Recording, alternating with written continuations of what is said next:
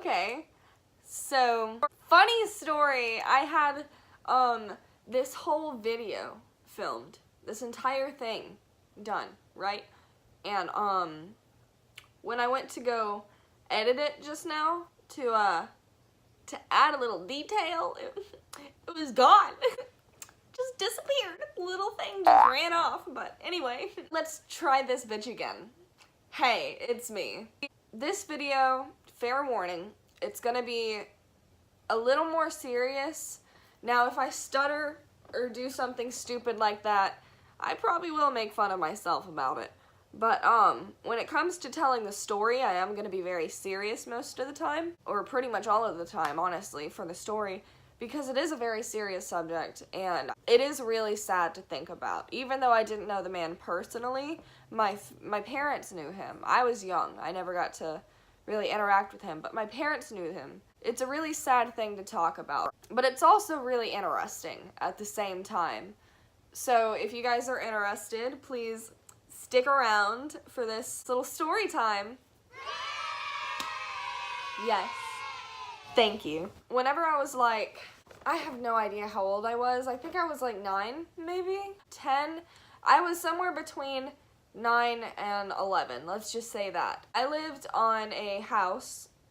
I lived in a house on Red Creek Road in Mississippi. And I don't mind saying that because I don't live there anymore. So it's not like any of you can come stalk me. So, and the way the layout is, here's our house. Here's a road, and then across the street is Mr. Barnes, and then right here is a fence, and then across from that fence is our neighbor, which is a bed and breakfast. There we go. That was so much better. Across the street was Mr. Barnes, and I never got to like know him, but my parents knew him, and I called my mom before this video to really get some more information on it. He was a very sweet old man, you know. He was very elderly, so we did have to go to the hospital quite a bit. My mom, she would like take care of any laundry that he needed done whenever he was in the hospital. I think they had to bomb his house once for fleas.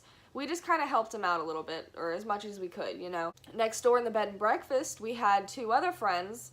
I'm just gonna make up names for them, Sarah and Alex. So, Sarah and Alex are a very sweet couple. I love them so much. I asked my mom, like, what did Alex say that Richard was like? What kind of guy was Richard? Was he cool? Was he weird? You know, stuff like that. But Alex said that Richard was just a really normal guy, you know? Like, he was just really calm. He didn't have any, like, weird conversations. He never acted strange. They went to Home Depot together once, and it was just a normal time. Well, I don't remember how long the time interval was between, like, this Richard guy moving in and what happened. I don't know if that made sense. I don't know how long the time interval was between that. We eventually found out that Mr. Barnes had been murdered. And it turns out it was the Richard Lambert guy. We were just shocked, you know, like, I didn't know about it until later on, honestly. I didn't know until I was like, I think 13 or 14. But I understand why. My parents obviously wouldn't tell like a friggin' 8 to 11-year-old that story. This Richard guy apparently has killed 2 other people. He killed one person, I can't remember the details on that, and then he killed another girl, I can't remember her name. I think he might have done the same thing to her as he did to Mr. Barnes. Don't take my word for it. I would have to reread the article. However, I will be putting both the article of Mr. Barnes and the article, if I can find it, of the other person or people he has killed.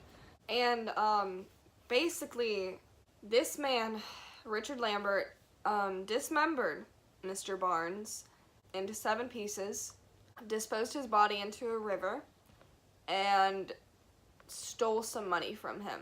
And it's just, reading the article was so shocking to me because he didn't even take a lot. He didn't have a motive. He just went after this poor old man for no reason.